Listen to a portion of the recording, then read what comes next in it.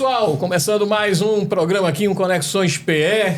Sempre agradecendo a você pela sua participação. Sei que vocês estão compartilhando, estão se inscrevendo no nosso canal. E a gente quer isso, quer aumentar nosso número aqui de participantes, né? Não esqueça de deixar sua mensagem aqui depois do programa. Viu? Veja o programa, mande sua mensagem pra gente. Deixa eu pedir para o meu parceiro aqui, Eduardo, falar sobre o nosso convidado de hoje, Eduardo. Olá, pessoal. Hoje temos a honra de ter aqui conosco no Conexões PE o empresário Bob Fong, com o tema Alimentação Fora do Lar. Bob, ele é engenheiro civil pela Politécnica da USP, São Paulo, tem pós-graduação em gestão financeira pela Fundação Vanzolini, USP, São Paulo, é empresário e CEO da rede Chinatown, Sushimi e EQ. Cofundador da Abrazel, Associação Brasileira de Bares e Restaurantes, seccional, Pernambuco. Cofundador da AloShopping, Associação de Lojistas de Shopping de Pernambuco. Ex-presidente do Conselho Nacional da Abrazel.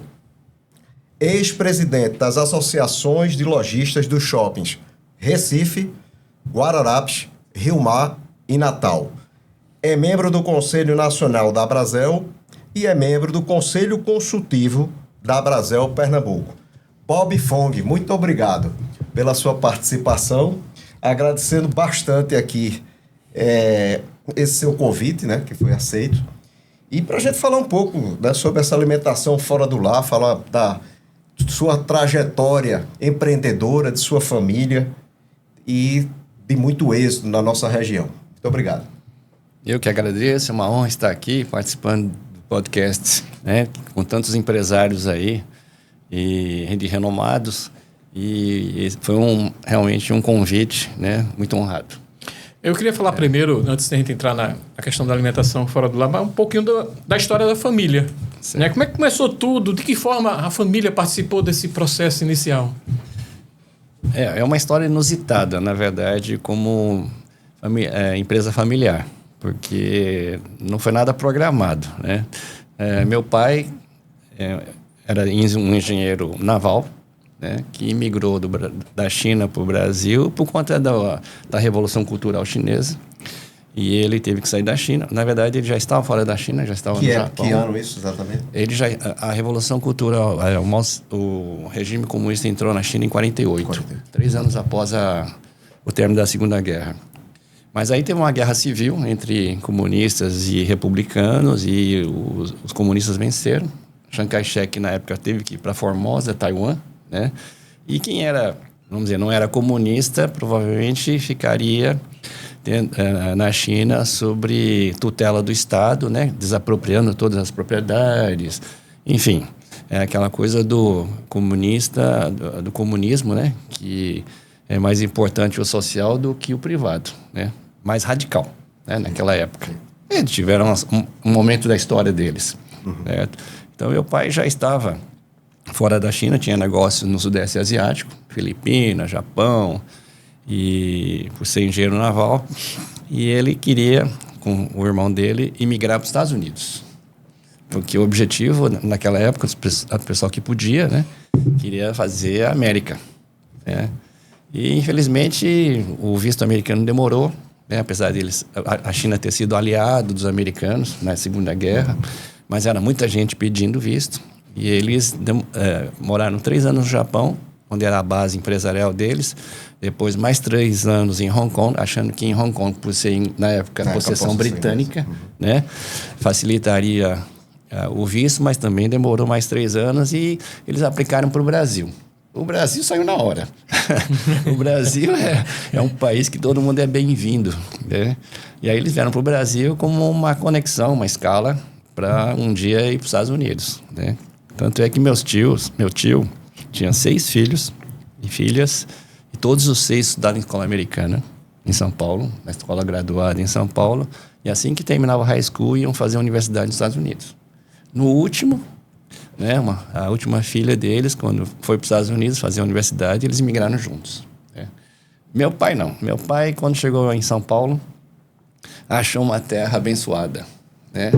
Porque, como eles falavam japonês, em São Paulo tem muito japonês, feirantes, né? Comerciantes, e eles se sentiram em casa, né? Porque não falavam uma palavra de português no início, né? E eles, não, aqui é onde eu vou ficar. E botaram todos os filhos na escola brasileira, né? Português. E eu fiquei, né? Vendo essa história deles crescendo, né? Como filho de imigrantes e vendo o amor que ele tinha pelo Brasil. Rapaz, história interessante, rapaz, muito interessante. Eduardo, muito boa a história, eu não conhecia esses detalhes da família, legal. E com relação ao início, né, aqui em Recife, esse espaço da culinária chinesa já existia, foi preciso educar o público para esse novo segmento. E como é que foi para chegar no Recife? Eu acho que esse é um ponto também interessante. Esse foi o fato inusitado que eu me referi, porque além de a gente não ser do ramo, né? Meu pai veio para Recife para visitar a filha, que ia ter o nenê, né? A neta, né? Casado com um engenheiro da Temag Engenharia, que tinha um cliente forte aqui, que era a Chesf. E ele era o coordenador-chefe do projeto da linha de transmissão Tucuruí e Paulo Afonso.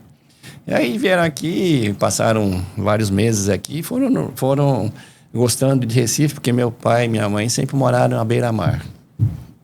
Na China, em Xangai, no Japão, né? Perto de Hiroshima e nas Filipinas. Sempre adorou estar perto do mar. E aí quando ele viu Recife, ele falou, não, aqui eu vou me aposentar aqui. Porque eu já estava formado, né? E já estava trabalhando como engenheiro civil em São Paulo. Ele resolveu vir e ficar de vez aqui, na praia. E aí o Chinatown surgiu de uma coisa porque ele tinha que manter uma atividade, muita saúde ainda, né? E abriu o Chinatown na Avenida Boa Viagem, no primeiro jardim, que foi um marco, né, da culinária chinesa. Tem várias pessoas que lembram desse restaurante com muito carinho. Como é que foi chinês, mas introduziu a culinária japonesa dentro desse... Esse foi um segundo passo, porque aí eu, como engenheiro, fiquei em São Paulo, né? Mas ele...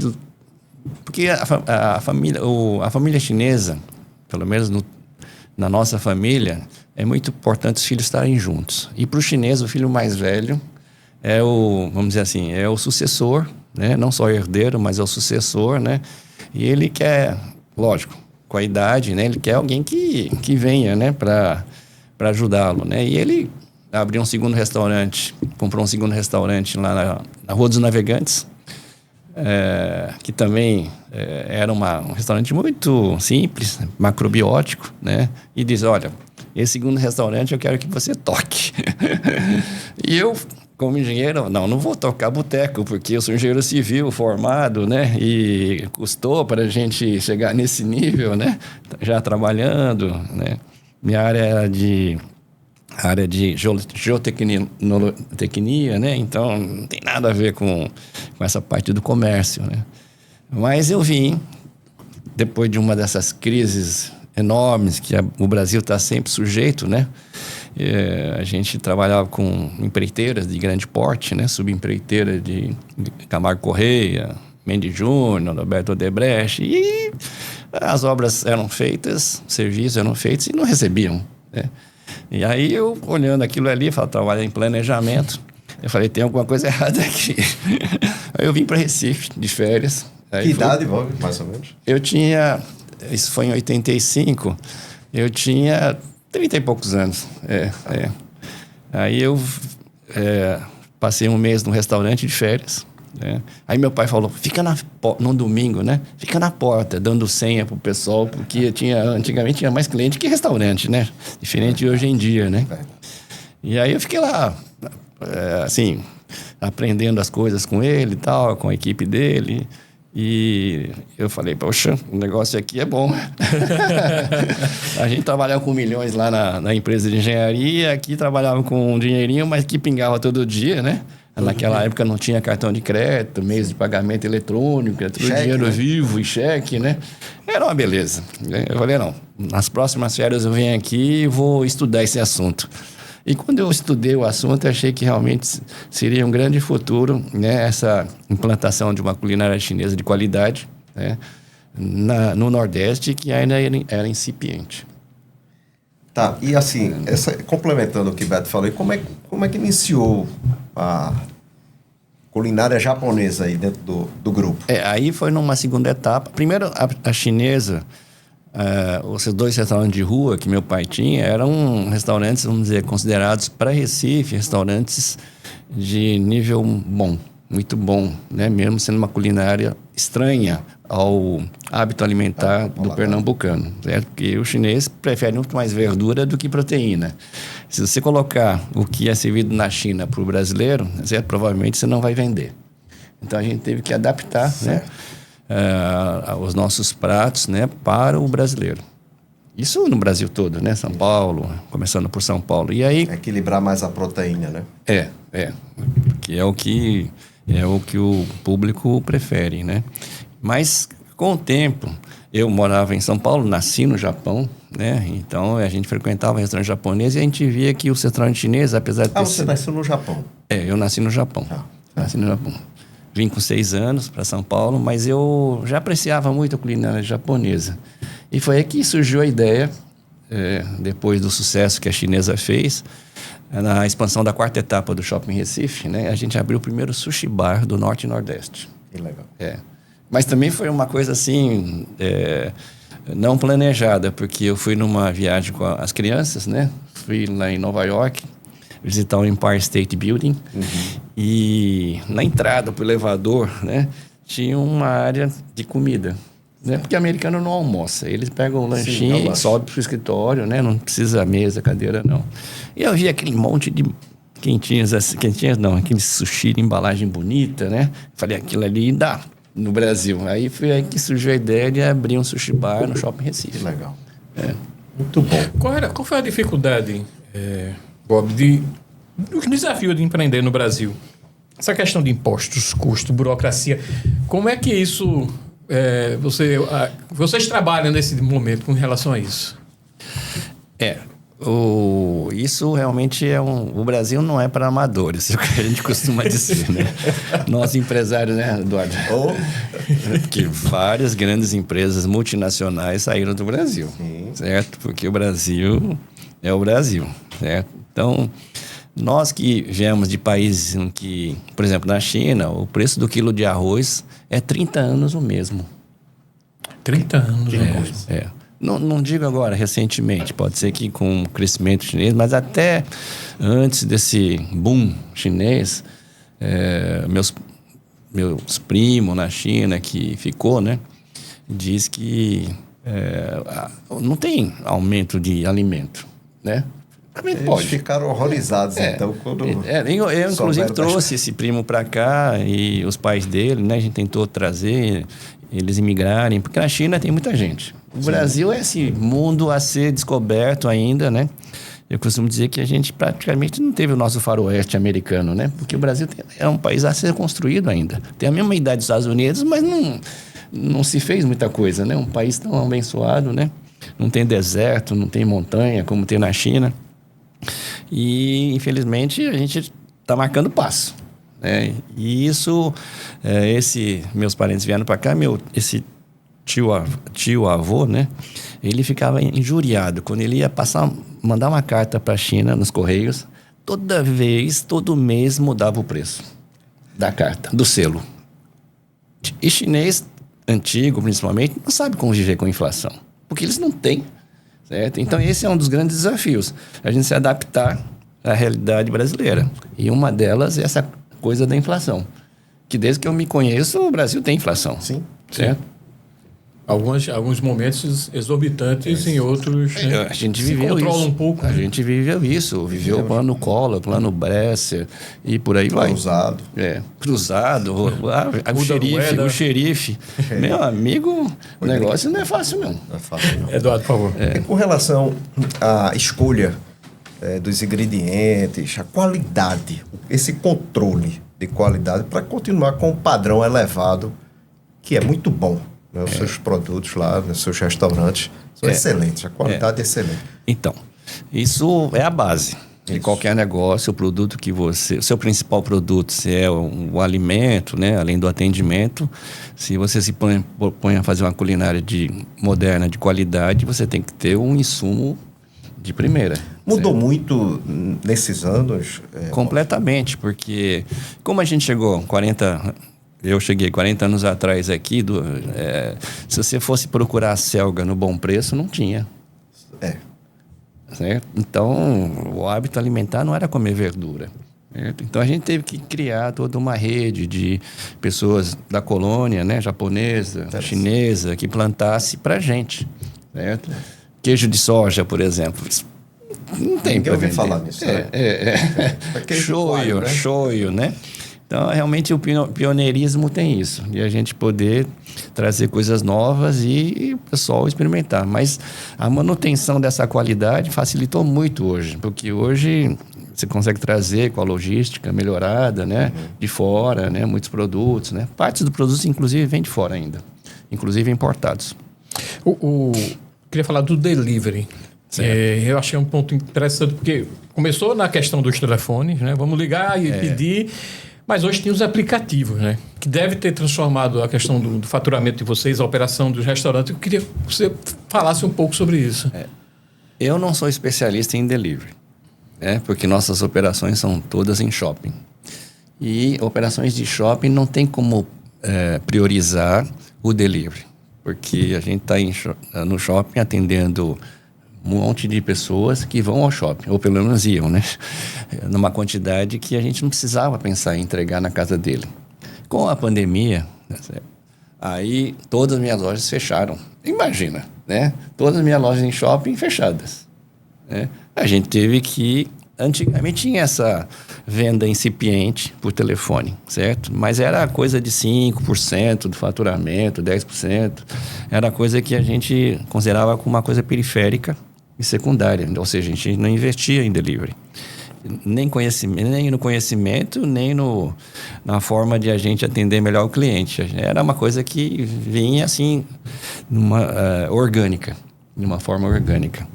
E no caso, depois da pandemia, esse hábito, né, a gente teve que aprender. Operações como o EC, por exemplo. Imagina, aqueles pratos bonitos e tal, botar numa embalagem. É muito difícil. Mas graças a Deus, o meu filho, que tem uma cabeça, né, o sucessor, né, ele realmente, antes da pandemia, ele conseguiu formatar uma parte dos pratos para entrega a domicílio.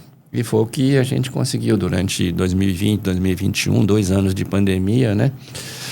Porque teve a reincidência em 2021 e a gente conseguiu manter, né? Nós não demitimos nenhum funcionário. Que coisa boa.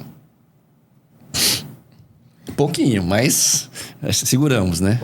Bob, uma curiosidade, completando essa pergunta de Beto. Como hoje é o delivery na China e no Japão em relação a... Só uma curiosidade. Olha, a China a China, o Japão, eu diria que é muito diferente, né? Porque primeiro a mentalidade do trabalho, tá certo? Eles não têm limitação em termos de hora de trabalho, né? Então, 44 horas semanais, que agora está se discutindo até diminuir, tá certo? É coisa de Europa, né? Na China não tem essa restrição. Você pode trabalhar 12 horas, tá certo? Será pago 12 horas e muitas vezes a pessoa trabalha feliz, certo? Então, a forma deles produzirem, tá certo? A quantidade que eles produzem, tá certo? É muito maior que a nossa. Tanto é que você vê nesse mundo afora aí produtos chineses em todos os países, né? Por quê? Porque eles produzem muito, né? Associado a isso, a infraestrutura do país, tá certo? Eles não têm travas como a gente tem, né? Seja na área, vamos dizer assim, de infraestrutura de energia, telecomunicação, hoje, né? A infraestrutura do modo geral. Então, por exemplo, a grande empresa brasileira que está lá, né? Que é de celulose, tá certo? Ele está lá... Assim, o governo ajudou ele a implantar, né? Hoje a empresa, acho que é Suzano, né? Celulose é uma das maiores empresas da China, domina a celulose na China, porque não tem travas, né? É como está acontecendo com algumas empresas, algumas indústrias do Brasil, indo para o Paraguai. Isso. Se você não tem trava, tá certo? O empresário investe. Né? E menos impostos, né? Tem que ter uma coisa assim. Não, a gente tem que pagar imposto, mas tem que ser uma coisa que justifique, né? E o retorno desse imposto, né? Como é na Escandinávia, né? Escandinávia, os caras pagam 40% de imposto ainda, mas o retorno vem, né? Mas tem um retorno, né? O serviço público bem feito, claro. Então, dentro desses desafios, né? A gente procurou se adaptar, né? Para poder sobreviver esse período todo. O delivery na China é completamente diferente. Por conta disso que eu falei, né? O que o iFood entrega num mês, a Meituan na China entrega num dia. Certo? A iFood é gigante, é quase um monopólio no Brasil, tá certo? Mas a Meituan na China, né, é 30 vezes maior, certo? Então você vê que o potencial, né, desse mercado é muito grande. Agora tem que ter estrutura, né?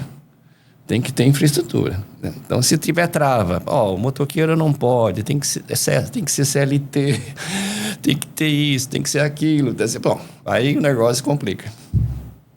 Eu queria colocar aqui sobre o Recife.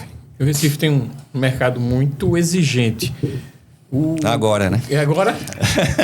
Mas o que é que o consumidor pernambucano tem assim de particular nesse setor gastronômico, por exemplo? Não, eu costumo dizer para os meus colegas nordestinos, né, que o Pernambuco é o Leão do Norte. Eu vou dizer que Pernambuco não é o melhor. Eu tenho que dizer, a gente, inclusive, na Brasel, Pernambuco, a gente tinha vamos dizer, essa chamada, né, que tirando São Paulo e Rio, Recife era o terceiro polo gastronômico do Brasil. Isso já, né, 30 anos atrás, você imagina. Então, a Recife realmente tem um público mais, vamos dizer assim, viajado, mais assim, que pode, mais influente, né, nos hábitos, né? E isso ajuda muito na gastronomia, porque a pessoa tem que conhecer, né? Isso. Para poder apreciar. Agora, tem que adaptar, porque mesmo o conhecimento, às vezes a pessoa... Por exemplo, eu tenho clientes que vão para a China e dizem que a minha comida é melhor que a da China. É porque na China tem menos proteína. Certo? Quando você vê um banquete chinês assim, né? Um monte de pratos assim, os chineses vão primeiro nas verduras, na sopa, certo? Não vão na proteína. É diferente aqui, né? A gente vai a um churrasco, feijoada, a gente vai na proteína, né? Exato. Ô, Bob, você falou muito aí dos ingredientes, né, da cadeia também, a necessidade de ter sempre a qualidade. E com relação ao atendimento, às pessoas. Perfeito. Como é que hoje você motiva seus funcionários, mantém motivados? E quais são os grandes desafios que você encontrou lá no passado e encontra hoje com relação a pessoas e atendimento? Perfeito. Ótima pergunta.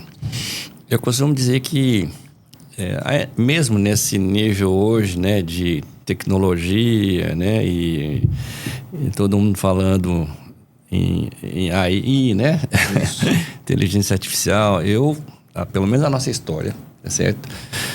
O sucesso que a gente teve nesses 40 anos foi devido a pessoas. Que bom.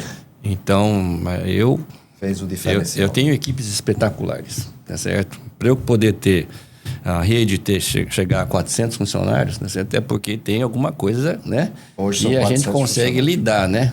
Então, essa relação de confiança com a equipe, essa relação, né, de ganha-ganha, tá certo? Diferente né, porque a gente tem essa cultura no Brasil, né, e infelizmente o judiciário trabalhista pensa dessa forma, que aqui o empresário, tá certo, sempre está numa situação mais vantajosa que os trabalhadores, tá certo? A ideia não é essa. A ideia é para a gente vencer, a gente tem que ter uma relação ganha-ganha. Então, eu tenho funcionários que se aposentam comigo, tá certo? Criam uma família, compram a casa, seu carro, tá certo? Criam os filhos, botam na universidade, médicos, né? De cozinheiro, de sushi man, tá certo? Então, isso é um ganha-ganha. Provavelmente essas pessoas que não têm a instrução, né, que a vida não possibilitou, tá certo?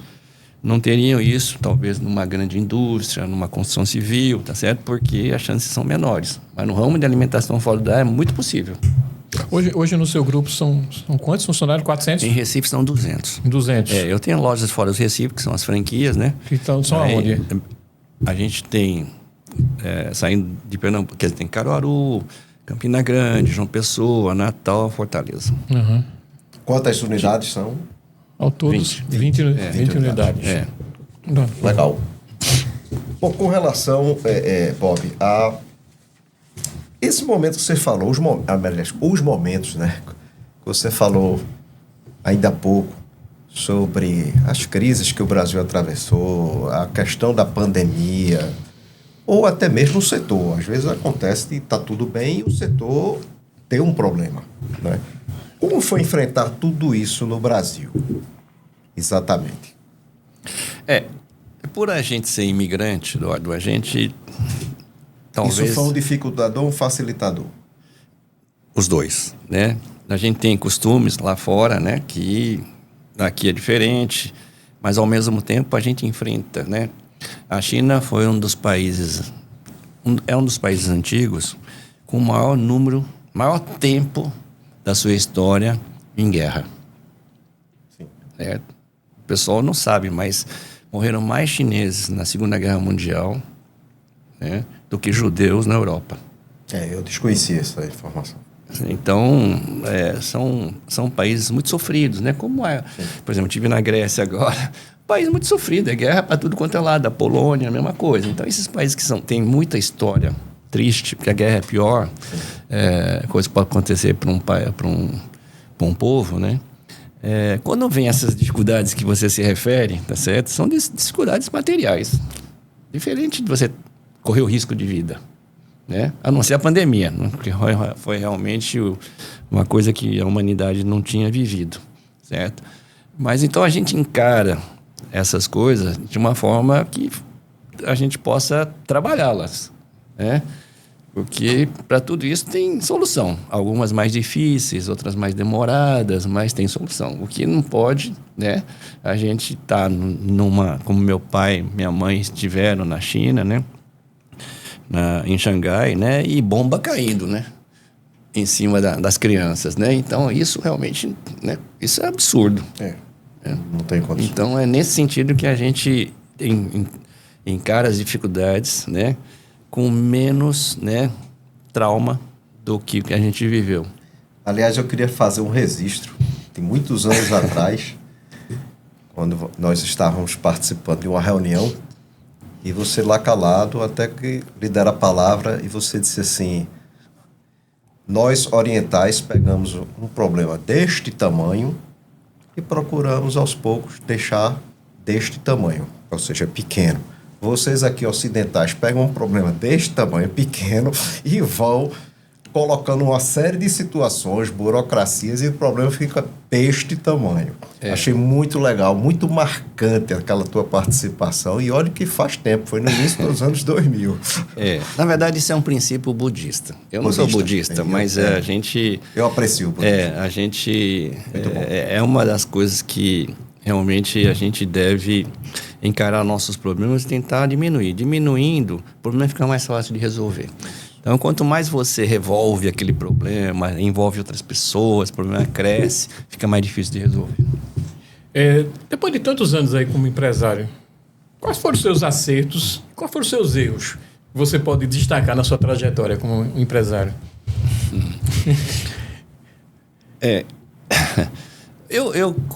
Essa pergunta é bem complexa, porque realmente a gente não acerta sempre, né? Então, eu já cometi muitos erros, né? Mas uma das coisas que ajudou a gente a direcionar, né, nosso trabalho, né, nossa gestão, né, foi as associações de classe.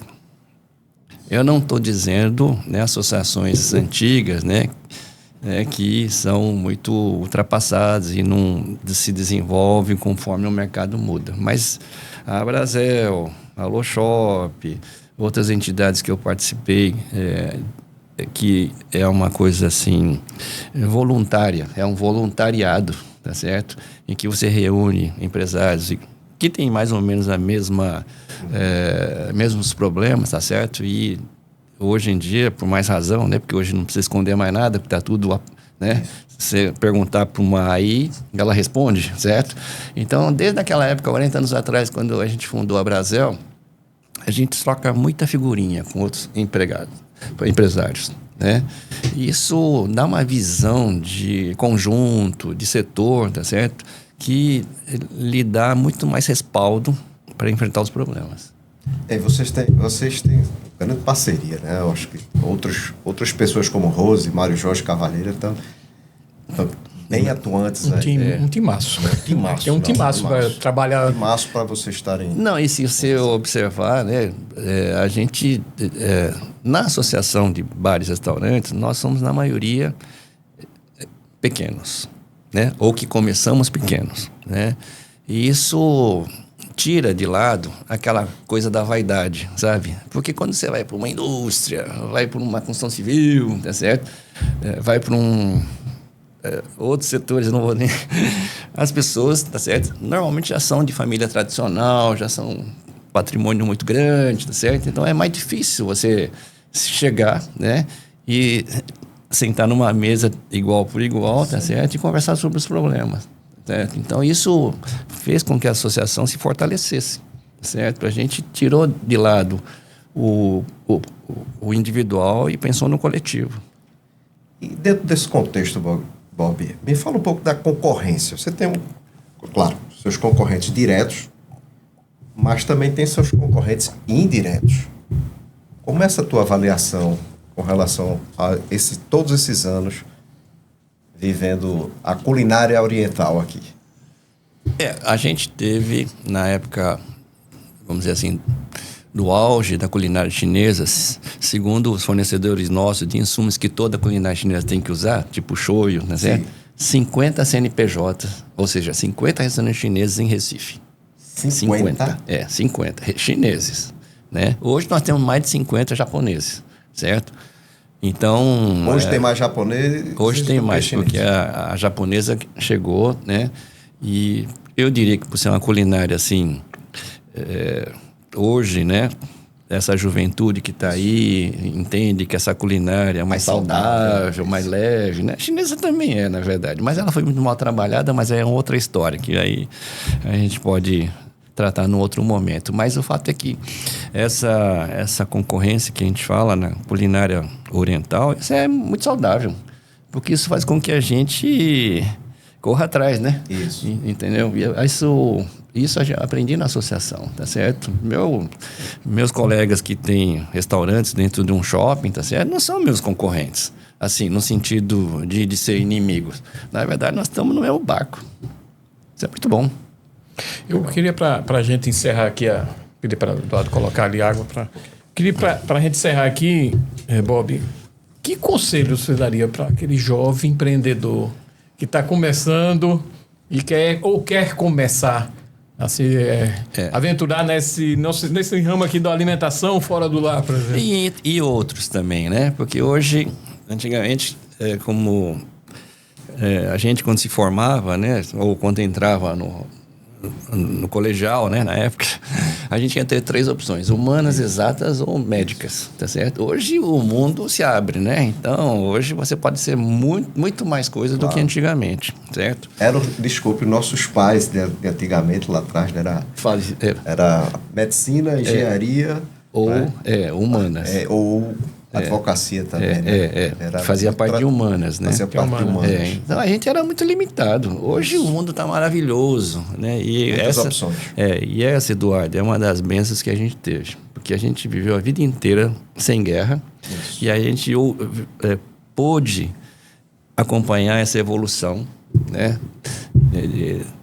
Tanto da área de cultura, de tecnologia, até chegar até os dias de hoje. Então, a gente valoriza muito esse conhecimento que a gente adquiriu, certo? Mas para os jovens de hoje, tá certo? Eu diria que é diferente, né? Nossa época eu ficava muito assim impressionado quando eu via colegas de escola, né? Eu quero ser funcionário público. Rapaz, e tem emprego para todo mundo. Pior que era o sonho da maioria ser funcionário. A gente ia para João Pessoa, por exemplo. João Pessoa era uma cidade que tinha muito funcionário público. Lembra disso, né? Sim. Funcionário do Banco do Brasil. Banco do Brasil. Eu quero ser funcionário da Caixa Econômica. Ou Petrobras. Eu começava a ter esse sonho. Não tenho nada contra, certo? Mas é para poucos, né? Eu acho que esse não é um país com 200 milhões de habitantes, tá certo? Não pode pensar em Estado como sendo o tutor, né? Então, eu sempre achei que talvez por ver meu pai, né, imigrante, trabalhando de dia, de noite, tá certo? Sozinho, né? Porque quando você é imigrante, você não tem o amparo da família. Isso. Você está sozinho, num país estranho. Então, eu sempre vi isso como sendo uma coisa normal, trabalhar e empreender e fazer, se virar, né? Agora, quando eu vejo jovens assim, querendo hoje ainda, com tanta possibilidade, né, com tantas carreiras surgindo, né, como o pessoal fala, a IA vai trazer uma mudança no mercado de trabalho enorme. Não vai desempregar, não. Vai precisar muita gente melhor do que hoje somos.